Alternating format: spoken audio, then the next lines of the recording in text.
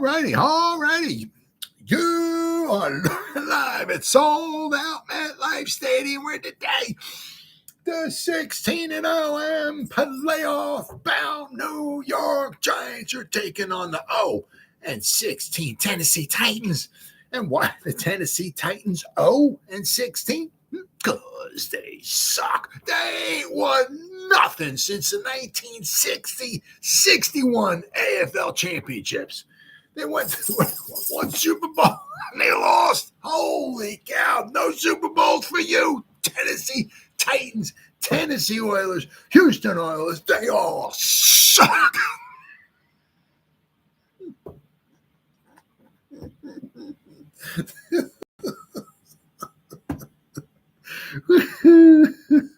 Welcome to the Gridiron. Anybody out there at all that's going to spend a little bit of time with me here this evening, I greatly appreciate it. Thank you. Or if anybody's going to spend any time watching a replay of this, once again, thank you so much from the bottom of my heart. And matter of fact, speaking of how much the Tennessee Titans / Tennessee Oilers / Houston Oilers sucked, only team in NFL history, back-to-back one-win seasons. Holy cow, I think it was 72-73. Back-to-back, 1-13, I think, and 1-13. Back-to-back one-win seasons. That sucks. So, anybody's going to spend any time with me here at all, thank you. I'm going to try to go about 30 minutes here tonight, shoot my mouth off for about 30 minutes. Anybody got anything to say, please feel free. Oh, Ruben, what's up, buddy? Anybody got anything to say, please feel free to fire away, throw in the chat box. I usually try to check on the chat box like every 5 or 10 minutes or so. So as soon as I see something in there, I try to respond to it as fast as I can. So please feel free and fire away. But also, instead of me rambling on for half an hour, 45 minutes, it's just nice to talk to another Giant fan. So please feel free. What's up? Oh, man.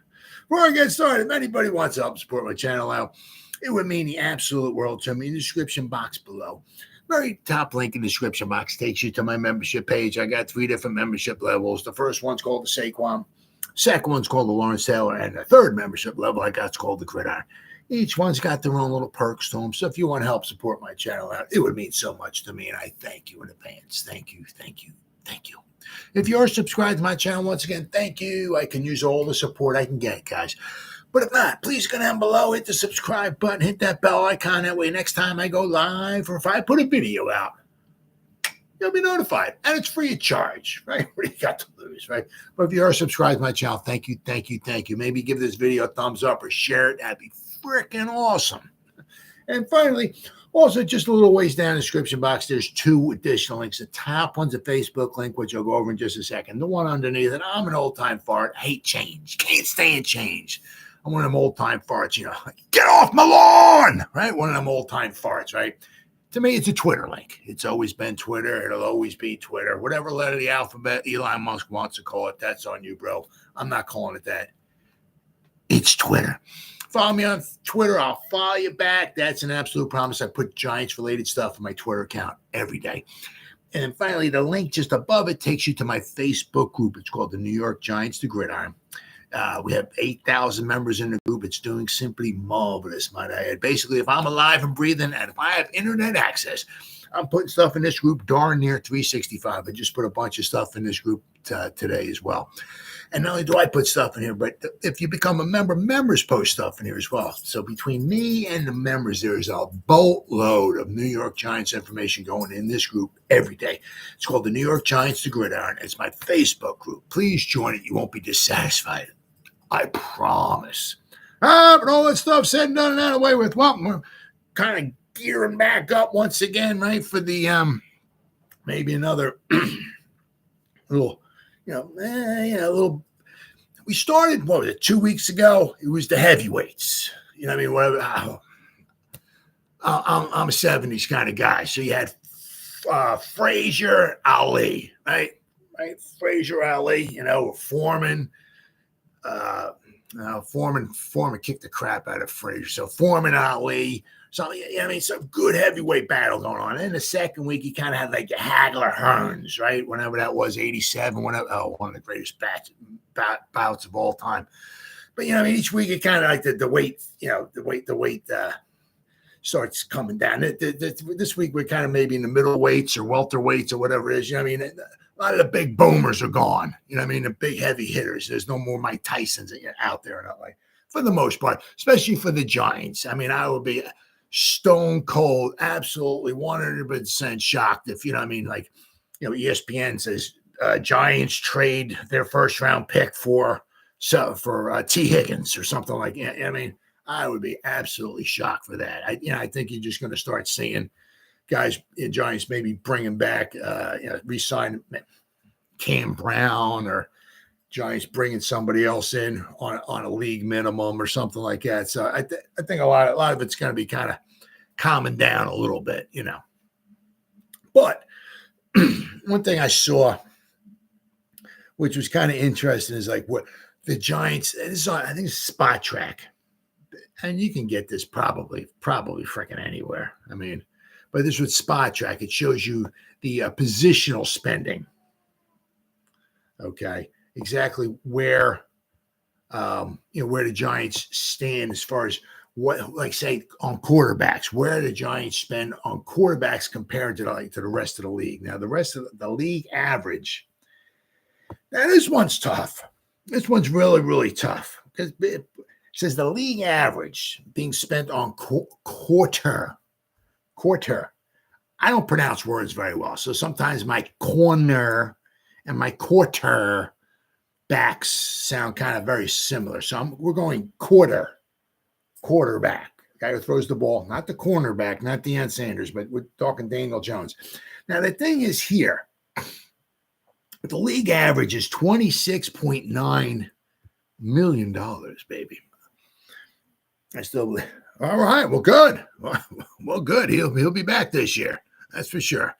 But it says the league average is $26.9 million for quarterback. So what that's telling me is that it's like, a lot, maybe whatever, half or so of the league, they got the quote unquote whatever, they got maybe their quarterback, and they're dishing them out, right? Whatever, $40-50 million. So $26.9 million for the league average. Also then telling me that we got some teams that are either like they got maybe their Brock Purdy, right? They got somebody that on the cheap that they maybe there is their quarterback, maybe going forward or whatever, but is on the rookie deal, or they're still just floundering around because you're not going to be paying somebody. Except for maybe Daniel Jones. I don't know. We're still not sure if he's the quarterback going forward or not. But you have a lot of it with if you're spending under $26.9 million on the quarterback position, means you're still kind of either maybe you have a CJ Stroud right on your roster or something like that. But if those guys are around for any length of time, right? So the Giants are definitely spending well over the league average, 26.9. The Giants, obviously, with Daniel Jones, okay. Let's see what are they at here? They are spending $53 million. So with Jones and Drew Lock, right? So they're spending basically twice as much on the quarterback position as the league average. As I said, in one respect, if you look at it, the Giants are spending $53 million. Usually, it's like, that means you got your guy. We're not sure. Can Daniel Jones stay healthy? Was he shell shocked so much last year? Is it going to affect his play this year? We'll have to wait and see. Can we keep the guy standing upright for any length of time? Right? It's a big season, for Daniel Jones. And then also we have to, one thing we don't know, and we won't find out until like maybe the draft, is what are the Giants doing in the draft, right? As far as with a quarterback. I mean, there's still a chance maybe that whatever, they might take somebody, pick 6, or maybe they take somebody, developmental guy, maybe in the 2nd or 3rd round, somewhere around there. Because if they take a quarterback in the 2nd or 3rd round, I mean, you don't take a quarterback in the 3rd round and it's like, yeah, he'll be a good backup. Yeah, we just brought Spencer Rattler in. We got him in the 3rd round, pick 70. Just saying, right? And he'll be our backup for the next 10 years. Cool. Yeah. Yeah. If we're taking somebody like that, they're Shane and Dable are taking a little bit of a gamble, right? That Dable can work his magic with whoever it is, Rattler or whoever it might be, and quite possibly maybe be the starter going forward. I mean, that's like, it was like with, certain positions, and you look at, say, certain, what rounds they get drafted, like Joshua Zudu, right? We took him in the 3rd round, a guard. You don't take a guard in the 3rd round and it's like, that guy's going to be some good depth for us. Now, you're taking a guard in the 3rd round. You have visions of that dude being a starter. Well, so far it hasn't worked out very well. Revamped the O-line, also the defense, signing Drew Lock. Well, yeah, they said we got Drew Lock, right? And going to be, it's going to be interesting to see, especially, right, because if Daniel Jones can't start the season, right, and Drew Lock's in there, it can be interesting to see, what Dable starts working some magic with Drew Lock, because Drew Lock's, he's got a nice arm. You know what I mean? So it'll be interesting to see, right, if Daniel Jones misses a game or so due to injuries. Drew Lock gets in there. Be interesting to see what he can do. Oh, yeah. Yep. Well, that's going to lead me up to one of my next points here. Is the running backs next? Let me see here. The running back position. Yep, running backs and fullbacks. The league average, $9.9 million. Let's see, where the Eagles at? The Beagles. $7 million. That's because they signed Saquon to about 13 or so, but they're paying him like nothing this year. So they're kicking money down the road. So the league average $9.9 million. The Giants are at 7.8. So the Giants are right, right around the league average. I think without question, Singletary, very good pickup. Now he's not somebody like with Saquon. It's like you can turn to Saquon and go, dude, we're going to need 25, 30 carries out of you this week. Or whatever, and you would get that from him, as long as he didn't get hurt, of course. Singletary's really never been that guy, so he's always, he's got some moves, he's got this, he can catch some passes for you, but he's more of a running back by committee kind of guy. So the Giants spending 7.8, and the league average is 9.9. As I said, the same thing. You don't know exactly what down deep inside does Shane and Dable think about Brightwell, because they didn't draft him, right? So, I mean, if the Giants were to take a running back or maybe somebody who's a banger, somebody big, somebody who can get in there and maybe move the pile or something like that, right? Don't have that. We could use somebody like that. Or maybe, I don't know if they're going to want to go fullback, but we could use a big bruiser back. That would be pretty nice. So if the Giants were to take a running back, let's say in the 4th round or something like that, I wouldn't be surprised about that. I said we could really. They don't stamp out Brandon Jacobs very often, But if there's somebody in the draft who can, who's big, who's a tank, who can, got some power to him, that may not be bad. Because how many times have the Giants in the past? We don't have the tush push going for us. Right, we don't have the tush push. That doesn't seem like that's much of a Johnny thing. But how many times, in the past have we had it was 3rd down and 1 or whatever, 1.5 or something, and we turn around and hand the ball off to a running back and they don't get the. We could use somebody that can get up in there and get those tough yards, without question. Thought it was the next. Derrick Henry, man, what a beast he is. Whew. Man, the guy's a freaking. That guy's. That guy's. He is too much. He is really good. Wide receiver.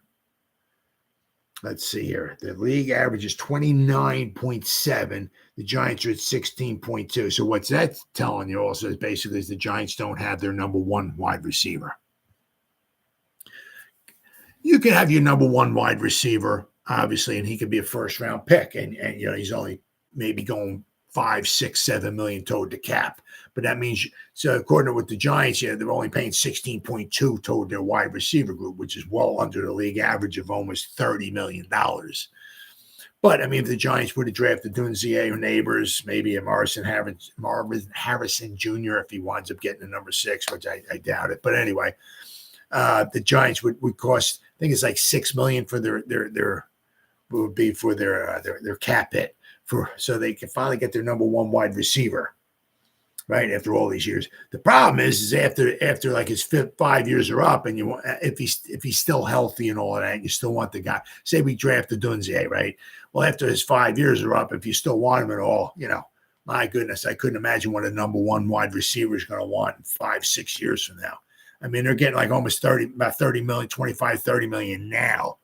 Whew. Tell you what, if a Dunzier is all that, right, man, could you imagine what he's going to want?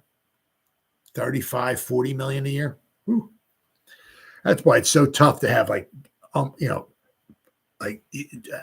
having 2 great tackles, 2 great edge rushers, a real great quarterback, a great wide. It's tough because it's like, these guys, the salaries just keep going up. It's really, really makes it very, very difficult. Let's see here. All right. Now the next, what do we got here? Positional tight ends. Well, the Giants are going to be above here. The league average is 11.6. The Giants are at 17.4.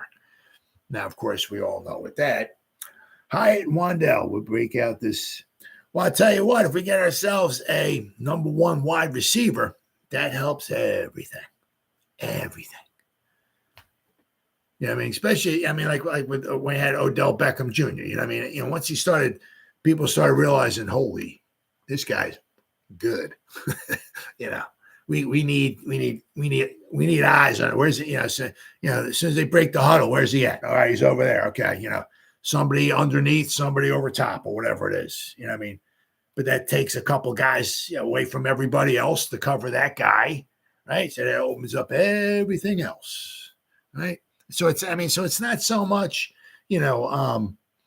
just to get the number one wide receiver, but it's so much more than that. It opens up the running game, right? Because instead of the Giants having whatever Sterling Shepard out there, Isaiah Hodgins and whatever Wan'Dale Robinson and Daniel Bellinger, does anybody really scare you there or anything like that? You can maybe walk your safety up into the box or something like that. Maybe stop, help to stop against the run, but.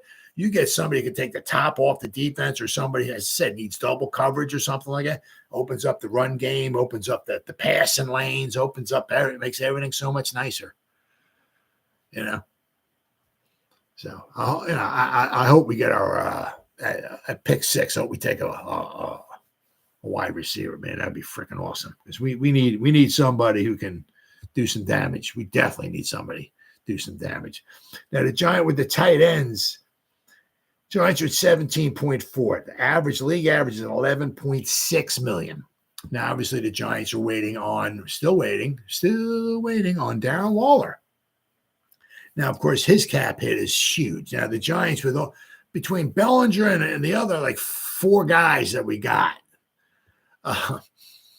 Cager and all of that. I mean, they probably average. I'm thinking probably close to maybe like 4 or 5 million between all 4 or 5 of those guys. We don't take up a lot of money between those guys. The big guy obviously is Waller. Now, if Waller were to retire, we owe him some dead money, but we'll free up I think about $6 million in cap space this season, which would be huge.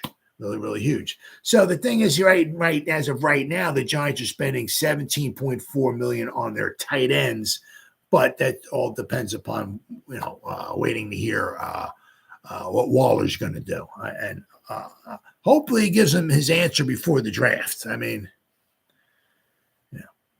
all right, then we got here. Now this one here, let's see. This must be the offensive line here, right?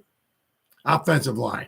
All right, the league average is $43.2 million. The Giants are spending $49.6. Now, obviously, the Giants we brought in. I've been to a couple of games last year, and Hyatt is the truth. That's great. I mean, could you imagine him on one side, right? They can imagine like a Dunzier or Neighbors, whoever else on the other side, right? And then you got Robinson, because that's going to open up stuff over the, and that's going to open up a nice big gap. And I mean, you can imagine Robinson running around underneath and all of that. But I mean, not only that, if you got one guy over here, another guy over here, that's going to open up the run game because they can't put a lot of guys in the box, right? I mean, with Hyatt, you can't make a mistake. You make one mistake, he's past you, right? So if you got to have somebody underneath, somebody may over top, wide, right? I mean, you can't make a boo-boo with him. I mean, speed kills, and as I said, that just opens everything else up, which is fantastic. And especially if we get our offensive line together, if we have some type of resemblance of a running game, man, that'd be fantastic. Absolutely fantastic. Now the Giants with their spending 49.6, almost $50 million in salary cap, and salary going to the offensive line. Obviously, a lot of that is Andrew Thomas. Then they just brought in, obviously, Runyon. He's about $10 million a season. And then we got Luminor. He's about $7 million a season. So between, Thomas, Runyon, and Luminor, a majority of that $49.6 million that the Giants are spending on their offensive line would be in those three guys. Let me not forget. Let's not forget Evan Neal. Pick 7, right? So he counts quite a few $1 million each season toward that. It's going to be a big season for him. What position is he going to want to hold him down? Right? Can they put him out there on the tack? Can he be the right tackle? Or are they going to move him inside? Can he stay healthy? Got a lot of things with Evan Neal this year. It's going to be a good battle, if he can hold off a Luminor or not. All right, defensive line. Now the Giants are spending on defense $37.4 million on a defensive line. The Giants are spending $27.2, but a lot of it obviously is with Sexy Dexy. Okay. Then we have a lot of other guys. I mean, Nunez Roaches, I think we're paying him like $3-4 million a year. Not a lot, but between Sexy Dexy and him. But then you figure Ryder Anderson, DJ Davidson, Jordan Riley. We got some other guys, but they don't count a lot at all. Last season, we were spending a lot on the defensive line. You figure with Dexter Lawrence, he got his pay, right? Then we figure out we had Leo the Lion, right? And you had Ashawn Robinson. I think we were paying him like $5 or $6 million a year. Then you figure Nunez Roaches, we were paying him $3 or $4 million a season last year. So the defensive line last year, I'm sure was getting paid a lot, an awful lot. We just let's see if we can get this down here. Hold on there. 2023. See, I don't know. I'm updating it here. I don't know the Giants because they traded away. Yeah. No, yeah, the defensive line. Yeah, because they traded away. What is it? Leonard Williams. So, yeah. All right. I thought it might show what they were paying, but it doesn't show what they were paying with Leonard Williams and Dexter Lawrence. All right, so let's see. Now, linebacker position here. The league average 27.8. The Giants are spending $40 million on their linebackers. Now, this quite possibly could also wind up being what we got here, $40 million. Could quite possibly include, if they're putting $40 million in there, that probably includes edge rushers. I'm figuring. Now that Wink is gone, do you think we go back to? I definitely think 4-3. I think you have like Burns and Kayvon, right, and you have Dexter Lawrence and whoever's going to be next to Dexter Lawrence. You have those 4 guys, right? And for stuff I just heard, we rush the quarterback with those 4 guys, and as they're on their way rushing the quarterback, they try to stop the run. But you figure we got those 4 guys. Then we're going to have, Carrick, maybe McFadden as the 2 linebackers. This would be like a 4-2. Then you have, your 5 guys in the secondary. You have 2 safeties. Could be maybe 3 safeties with 2 cornerbacks, or 3 cornerbacks with 2 safeties, or, however he's going to want to address it. But it's probably more like might be more. Well, it could be a 4-3. They might walk a safety down into the box or something like that, But yeah, I think it's definitely going to be a little bit different. But I think because you have Burns, you have Kayvon, and Dexter Lawrence, and somebody next to Dexter Lawrence. So hopefully, this is what I hope. I'd like to see him grab a nice defensive stud, nice defensive lineman in the draft. Because one thing is what Bowen does is he does a very good job, or he did when he was with the Titans. His defenses do a very good job at stopping the run. Hopefully that'll happen here with the Giants, because didn't do a good job at all with that when we had Wink. We had pressure, and last season, we had some very good games keeping the other opponent down, their point total down. We got a ton of turnovers. Didn't get a lot of sacks last year, but we got a lot of turnovers. We sent pressure and all, but it didn't result in a lot of sacks. But the run game, the past 2 seasons, the run game's really been very, very bad. Very bad. So hopefully that'll change here with Bowen. Because their philosophy is a little bit different. Bowen's like maybe rush the quarterback with 4 guys, try to get there with 4 guys, and that way you have 7 guys in the secondary. It may not be much man on man, because when Wink's sending 13 guys, you only have so many guys left in the secondary, so you can't play zone in the secondary with 4 guys. So everybody back there is on his own island, some man on man now. Now with Bowen, you might be it might be like more of a Patrick Graham kind of thing. Patrick Graham would send maybe the 4 guys, right? And everybody would drop back in coverage, keep everything in front of you, right? The quarterback could complete the pass, you run up, you make the tackle, drop the guy, he gets 6 yards or whatever.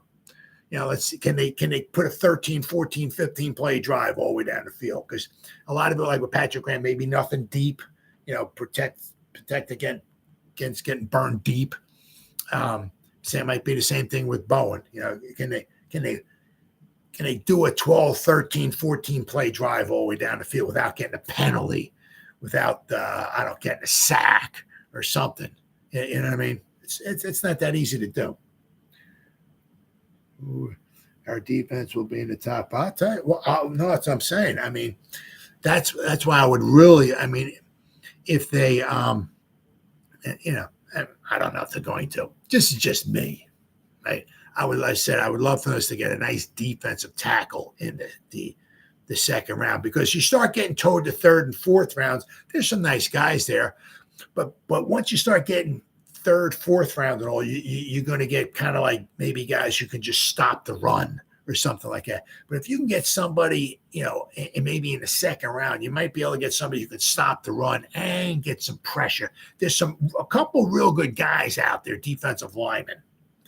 But the Giants are picking 6 and 47. Between 6 and 47, a couple of those real good defensive linemen will be gone. But, with pick 47, you could probably still get yourself a nice defensive lineman who can good against the run and maybe get you some pressure as far as the pass. But to your point, it's kind of like if you're rushing Burns and Kayvon and say, you can't double team everybody. You know what I'm saying? A lot of those guys you can have one-on-one. You got Burns coming in one-on-one. You have Kayvon one, or you have Sexy Dexy. You know what I mean? That way I said, if you got another really good defensive lineman, you got 4 real good studs there rushing the passer. I mean, they might only have 5 guys trying to block the 4.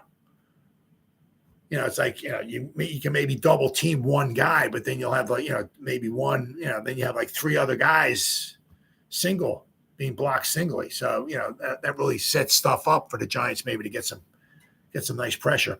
And it's the same thing like with when we had Kayvon last year, right? Maybe you could slide the line toward Kayvon, help blocking him, but I mean, here it's like you got Kayvon on one side, Burns on the other. You slide it one way, well, then you're leaving maybe Burns,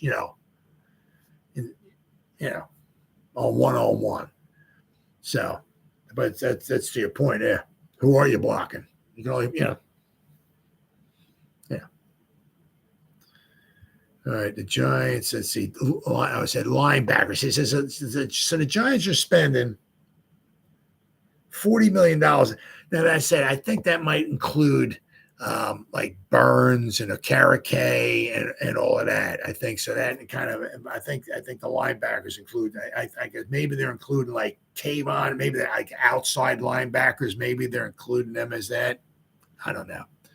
But the league average as far as linebackers was it 27.8 million, and the Giants are spending $40 million on our linebackers. All right, and we got defensive backs. Let's see here. League average 35.6 million. Giants are spending 18.3. That's, well, because the Giants we got a first-round pick, right? Banks, but he's not making a lot of money. And then we have a bunch of other guys there, but we don't have like a real experienced cornerback out there. We had our safety, right? But Xavier's gone. He's with Green Bay now, right? So we're definitely way below the league average as far as our secondary, paying our secondary. In between like Javarius Owens and Belton and Pinnock, and even with Banks and Flott, we brought Darnay Holmes back and McCann and all. Got a bunch of low price cornerbacks, without question. That's somebody that I think the Giants are definitely going to have to add either in free agency or somebody in the draft. Now, whether they want to go add a top-notch safety or try to get a good cornerback in the draft. I think that's definitely a position of need for the Giants, without question, because we don't have a lot of experience back there at all. Not at all. All right. And in special teams, the Giants' special teams were paying $10.8 million for our special teams. The league average is 6.7. Now, I think a lot of that is also because we're paying Graham Gano. Now, that's going to be interesting to see. Now, apparently, he's coming back. We'll have to wait and see, if he can, how he is at kicking, right? Because he had some issues last year, so we'll have to wait and see. But we do know that if Graham Gano is on, and if he's not injured or none of that stuff, he's a very, very good kicker for the Giants. And if you get yourself a good quality field goal kicker, they're almost worth their weight in gold. All right. Then we got the Giants had the 12th most in valuable draft capital. And that's pretty good because the Giants only don't have all their picks, right? They have 6 picks. Right? We gave up a second. We had 2 second-round picks, so the Giants would have been even higher as far as valuable draft capital. But we don't even have a 7th-round pick either. It says NFL teams tend to view their draft picks like gold, mainly because they are valuable assets that, if spent wisely, can make or break a team's future for years. So what are the Giants' 6 picks worth? Pick 6, 47, 70, 107, 166, and 183. According to Tankathon, VA chart by the Harvard Sports Analysis Collective, wherever that is, New York is the 12th most valuable draft haul as of this point. with a total class point value of 809.9. Pretty good. Who's in front of the Giants? Does it say? It doesn't show. Oh, wait. Oh, there we go. All right. The Cardinals are number 1. Oh, my God. How many picks have they got? 1, 2, 3, 4, 5, 6, 7, 8, 9, 10. They have 11 picks. Holy crap. The Cardinals got 3 picks in the top 35. Wow. They have 5 in the top 71. Wow. The Cardinals can rebuild their team rather well. The Commanders. Wow. They have, they're second. They have the second most. They have pick 2, 36, and 40. They got 3 picks in the top 40. The Bears only have 4 picks, but they got the third most draft capital. Their value is 1,000. They got pick 1, 9, 75, and 122. Wow. The Chargers, let's see, what do they have? 1, 2, 3, 4, 5, 6, 7. They got 9 picks. So the Giants are number 12. Now, the Giants would have been even higher if they still had their pick, what was it, 36, 37, whatever it was, or 39, maybe it was 39 that they wound up trading away to get Burns. So the Giants definitely would have been a lot higher if they had pick. They still had pick 39. Doesn't show a pick 39 is worth. But so the Giants had the 12th most. So you figure, the 3 picks in the top 70, we really definitely, without question, should either get starters or big-time contributors. And then we have pick 107. And that pick right there could be a huge pick as well for the Giants. It says, while draft order contributes to determining a team's total draft class value, so does the number of picks, among other factors. Predictably, the teams ahead of the Giants in order, the Bears, Commanders, Patriots, Cardinals, and the Chargers all have classes with higher values, though not necessarily putting them in the same draft order. The Bears, who have 4 picks, only 4 picks, come in third place with 1,000 points, despite holding the number 1 overall pick in the draft. However, there are other teams that draft after the Giants whose classes are higher value. These include the Packers, who have 11 picks, the Falcons, the Vikings, the Bengals, the Rams, and the Bills. The Giants originally had 7 picks in the draft, but they traded away the higher of their 2 second-round picks to get Brian Burns. They also swapped 5th-round picks with the Panthers. However, at the end of the day, it's not so much about the value as it is about what a team does with the picks. That's right. Giants still need a number 1 wide receiver, a quarterback, a cornerback, and a decent defensive line depth. Yep. Just to name a few of the remaining needs. Yep. They don't optimize the value with their selections, and the draft picks turn out to be flops on an NFL playing field. Nothing else would have mattered. That's right. I mean, it does, it's like, it doesn't matter. I mean, you can have picks 1, 2, 3, 4, 5, 6, 7, 8, 9, 10, and no other picks. You got the top 10. If you pick all Cleveland Ferals, which is what Mike Mayock of the Oakland Raiders picked, I don't know when the hell that was, 2020, 2021, whatever. He picked him number 3 overall. Holy cow. Are you kidding me? Wow, what a freaking bust that was. Not that he's a unbelievably horrible player, but I mean, pick 3? Wow. Mike Mayock was not at all good drafting. Not at all. He was absolutely horrible drafting. So it doesn't matter what your value is, what this is, how many picks you got, how low. If you pick bad players, you're screwed, right? So it doesn't matter what you got; it's what do you do with them. And if the Giants are with their scouts and all that and everything, if they do a good job, they said we got 4 in the top 107. We should be able to get some pretty nice players for Giants. And I said, I've been saying this, a bunch, not only this season, but next season. What do we do next season too? I said, because next season with we might have some free agency money. We might be able to bring in another like Burns, somebody like that. Like we still need which I'm going to lead me into one of my final points here. Okay, a couple free agents for next season, right? We can bring in like another stud, right? So as I said, if sooner or later we're going to need a good tight end, a receiving tight end.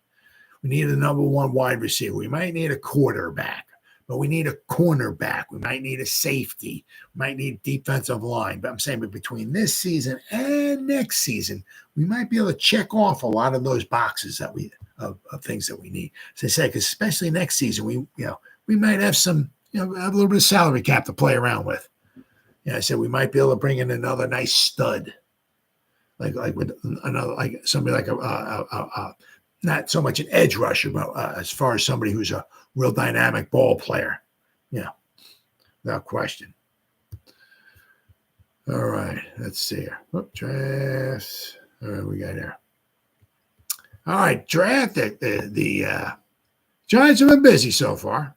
All right, free agency tracker. All right, we got Brian Burns. So you'll notice a lot of what they did is in the trenches.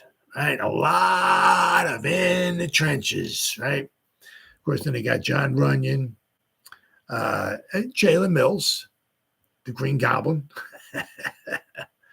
6 foot, 200-pound safety, right? Jermaine E. Luminor, right? Devin Singletary, right? Then we got Drew Lock, welcome aboard. Isaiah McKenzie, right?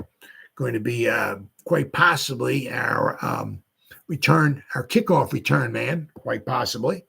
We might have Isaiah McKenzie returning kickoffs, and we have Gunnar Olszewski returning the punts. Then we have Jack Stahl, one of our many blocking tight ends. Chris Manhertz, another one of our blocking tight ends. Aaron Stinney, right? Once again, one of the guys in the trenches. Then we have Austin Schlottman, another one of the guys in the trenches. Then Matt Nelson, once again, another one of the guys in the offensive line in the trenches. So that's 5 offensive linemen we brought in. Not all of these guys are going to make the team, right? All right, and we got bringing back Casey Kreider, Benton Whitley. I almost forgot about him.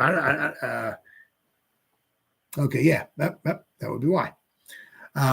He played 13 snaps on defense last year and 26 on special teams, where he recovered a fumble on a punt return to start the second half of Week 14 victory over Green Bay. So he didn't play too much last year, but he was undrafted out of Holy Cross in 2022. Whitley has also spent time with the Rams and the Chiefs. He was an all-New England selection for the Crusaders in 2021 and a 3-time All-Patriot League honoree. So 6'4", 260 pounds.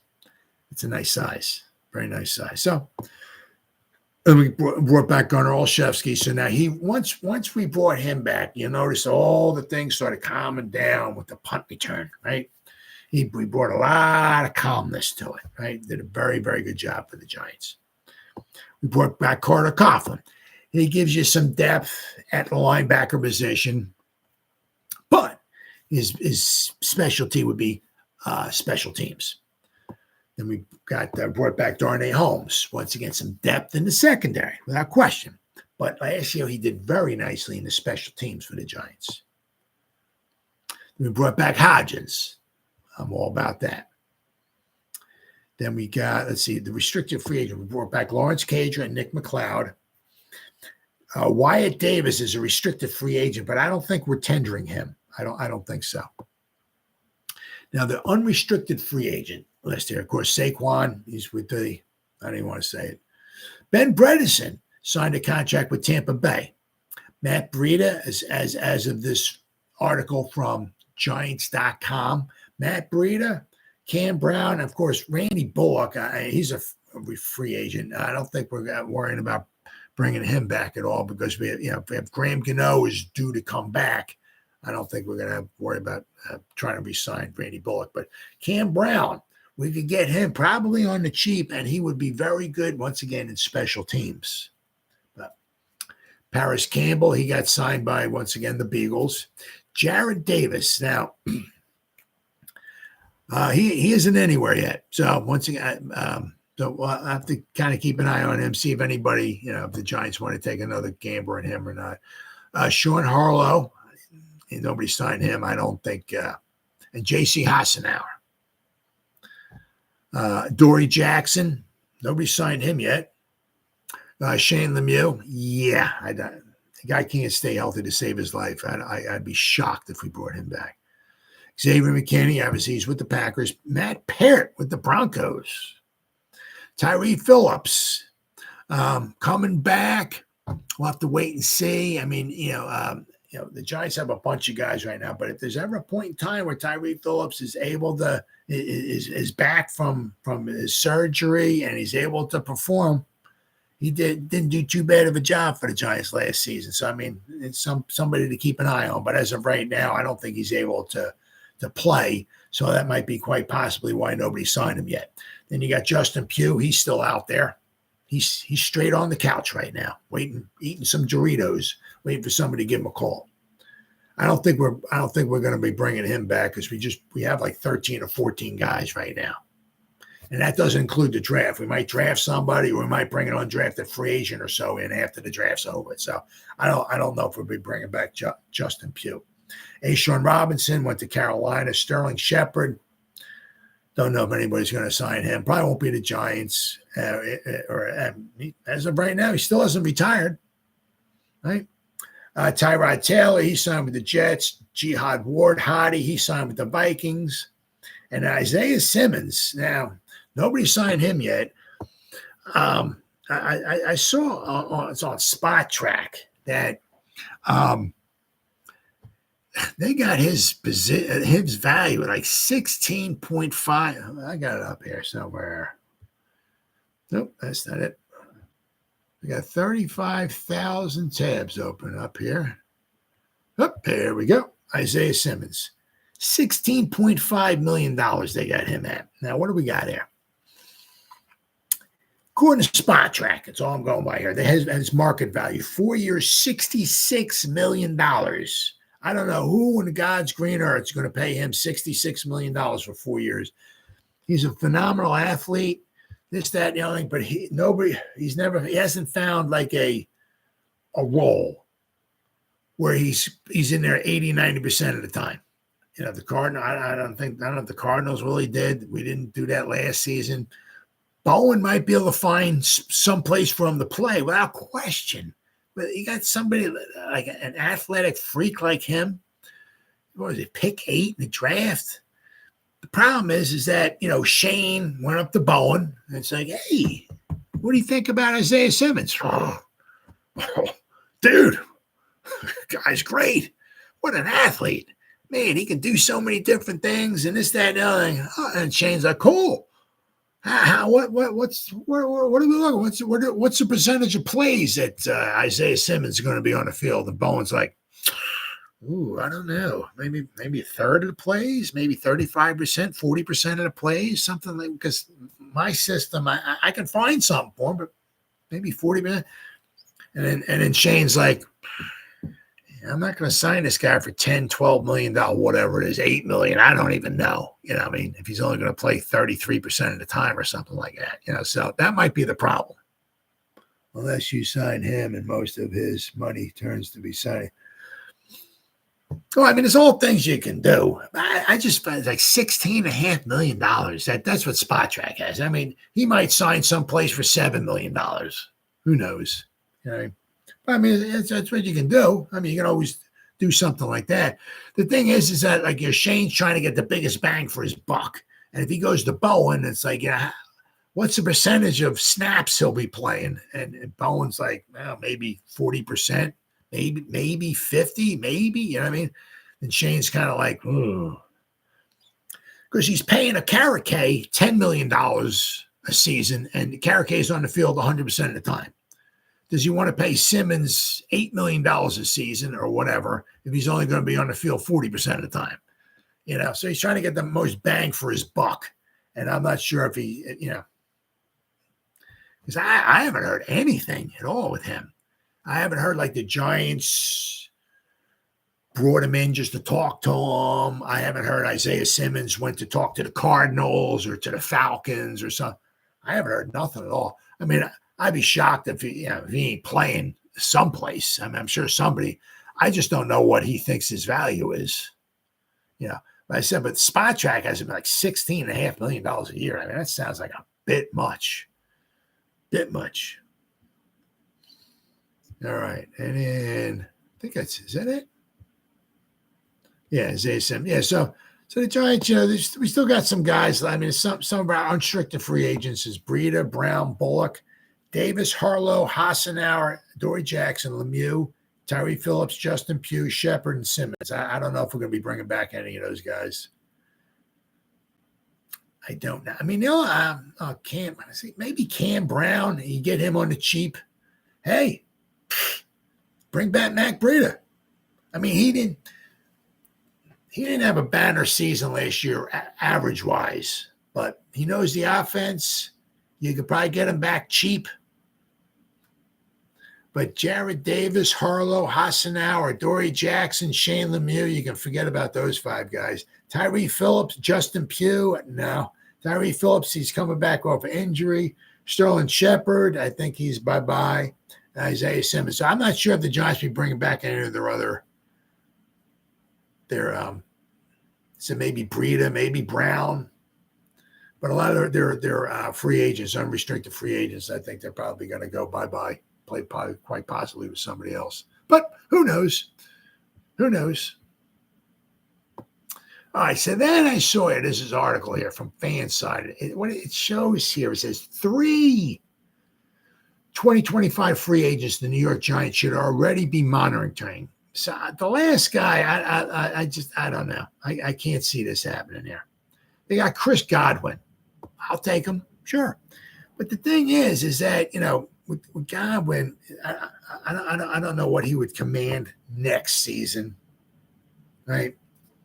But if the Giants were to draft their number one wide receiver, okay, if they got Hyatt, right, and they got Robinson, and they draft, let's say, Dunzier, right? I mean, they got their wide receivers. I'm not sure if they're gonna want to, do anything with Godwin. Plus the amount of money he's going to want. Now, he's not getting $30 million a season, but still, I mean, I think they have their young stud wide receivers. So in this article from Fanside, to talk about bringing in Chris Godwin, I don't see that happening. However, the Giants should have some money next season, so they could probably bring in a boomer. Brian Burns is the boomer, okay? Now, it depends upon what the Giants do in the draft, all right?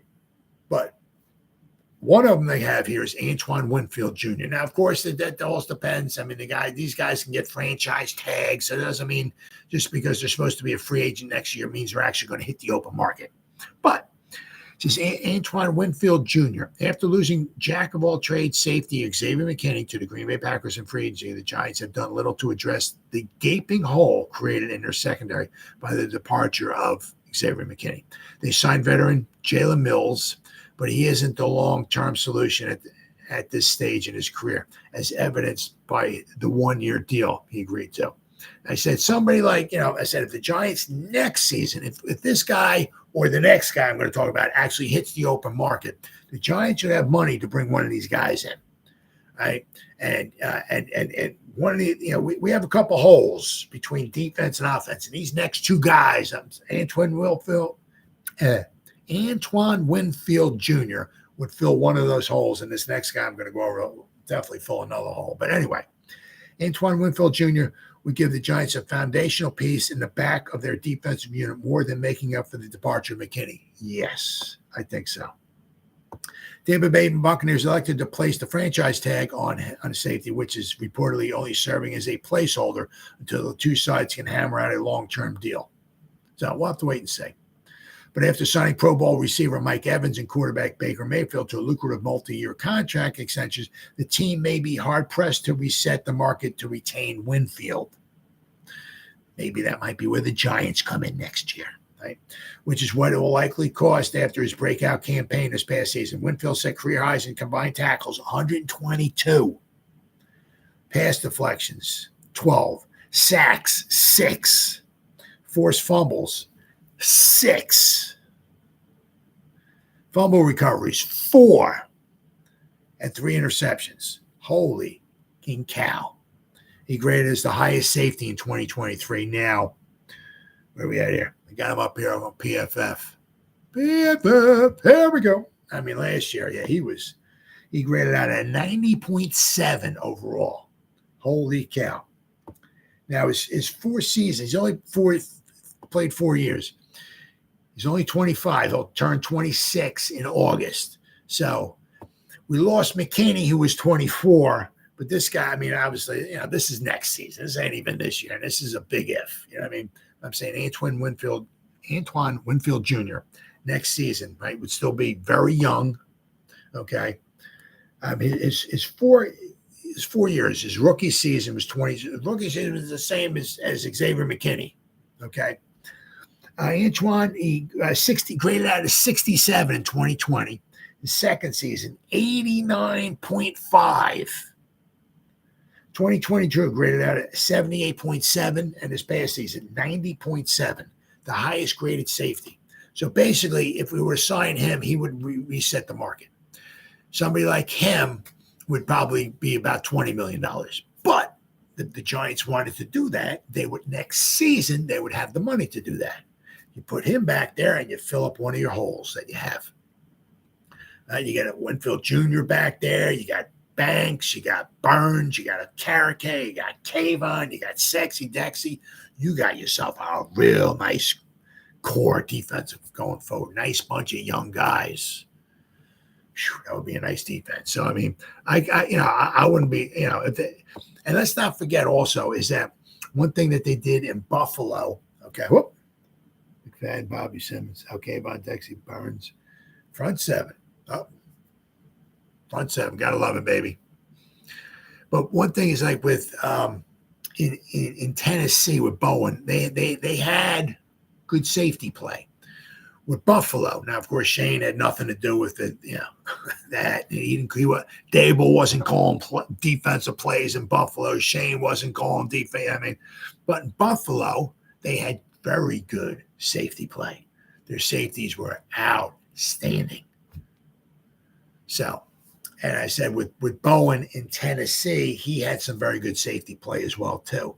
So if the Giants don't maybe draft, say, a safety, say, I don't mean draft a safety in the 7th round like they did with Javarius Owens, because they draft him, maybe they can develop him. He might be a good special teamer. He might be a contributor. But I mean, if you're going to draft a safety in the 7th round, usually you're not like, man, this guy's different. This guy's a Troy Polamalu. This guy's the next Ed Reed, baby. And we got him in the 312th round. I mean, so if you're drafting a safety, or maybe they draft a cornerback in the 6th round or 7th round, you're looking at, okay, we can develop them. He'll be contributor, special teams and all that. But you're not drafting a lockdown cornerback in the 6th round. You're not like, oh, we got this guy out of Harvard in the 6th round. I'll tell you, he looks like the next Deion Sanders. That's not happening. You know what I mean? So if they want somebody who's really going to make make a difference in the safety position, if they don't draft one early in the, I mean, Antoine Winfield Jr. next, I said we should be able to bring in a boomer next. I said next season. Burns was a boomer. He's a boomer. Boom. He's right. We should be able to do that next season too with the amount of money we have in free agency next season. So, and then the next guy, this guy can also fill a hole too, according to this article here. Once again, that's if the guy even hits free agency. You don't even know. Charvarius Ward, the cornerback, right? New York secondary woes go beyond their concerns at the safety position. Their thin cornerback room from 2023 has been reduced even further this offseason following the voided contract of veteran Adoree Jackson. And not re-signing him yet suggests the team is ready to move on. Yep. Quite possibly. I mean, they could bring him back. I mean, unless as I said, I mean, there's 31 other teams out there. Somebody might go out there and wow him and, give him a nice little contract, and then he's bye-bye, right? 2023 first-round pick, Deonte Banks is a starting outside role locked up, but who will be his running mate on the other side of the field or in the slot? Look no further than Pro Bowler Charvarius Ward, who has operated as a shutdown corner on the San Francisco 49ers since joining the team in 2022. After Banks, the Giants have plenty of unanswered questions surrounding young players like Flott, Aaron Robinson, that's if the guy can even come back from his horrific injury that he suffered. Darnay Holmes, but bringing in a respected and accomplished veteran like Ward would have monumental implications on the positional group. Yes, but then once again, this is something for next season that they're talking about in this article, right? Ward enjoyed a career year in 2023, logging 72 combined tackles, 23 pass deflections, which led the NFL. 5 interceptions, 1 back for a touchdown, a forced fumble, an 83.3 PFF coverage grade, starting all 17 games for the 49ers en route to earning an all-pro second-team honors. With the looming contract situations, now this is where he could quite possibly, you can almost see him quite possibly maybe hitting the open market. Because with the 49ers, with the looming contract situations of quarterback Brock Purdy, who is extension eligible after the 2024 campaign and is in line to become one of the highest paid signal callers in the league, and star wide receiver Brandon Ayuk, Ward could become expendable when he enters free agency in 2025. The Giants would be wise to capitalize on San Francisco's misfortunes. Now, I got his PFF stuff popped up here. All right, Ward. He's 27. He'll be 28 in May. All right. So if the Giants were to get him, he would be 29. Once again, this is all next season. That's just, this is just kind of fun stuff to talk about. But he would be 29 next season. Certainly not over the hill. Okay. And it just goes to show you, if you know what you're doing and all and everything, you can find those diamonds in the rough. This guy was drafted, okay, as good as he's been, right? He was an undrafted free agent by the Dallas Cowboys in 2018, and look how good he is. Last season, he graded out 84.7 with the 49ers. His coverage grade was 86.5. In 2022, with the 49ers, graded out of 81. His pass coverage grade was a 76.6. Even his first 4 years in the league, he was all with Kansas City. All right, his rookie season, 2018, 68.7. 2019, 65.7. 2020, 64.3. 2021, 71.2. Then he went up to 81. Then he went up to 84.7. So I think if we were able to get him, I mean, once again, he would cost you some money, but the next season the Giants could afford him. He would be a very, very good, experienced veteran to put opposite Deonte Banks. I mean, you bring him in for, say, 3 years or so, right? You got Banks on one side, him on the other side. Now you got yourself your 2 cornerbacks. You got your 2 edge rushers. You got your 2 cornerbacks. Now you're really starting to build something here. Really, really. And the Giants could afford him next season.